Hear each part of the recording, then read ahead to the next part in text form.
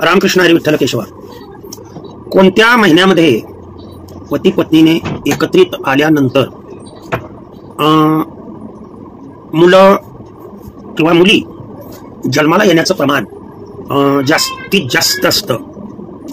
इतर महिन्यातही मुलं आणि मुली जन्माला येतात, परंतु हे जे सांगतोय महिने, या महिन्यामध्ये जर निरोगी पती पत्नी, निरोगी म्हणतोय, जर एकत्रित आले, ज्यांना कुठल्याच प्रकारची डिफिशियन्सी नाही, म्हणजे हार्मोनल बॅलन्स किंवा PCOS, PCOD, इतर कोणतेही गर्भाशयाचे रोग किंवा स्पर्म काउंट, मोर्टॅलिटी, व्हायबिलिटी स्पर्मची किंवा व्हेरिकोसेल असे आजार असणाऱ्या लोकांसाठी नाही.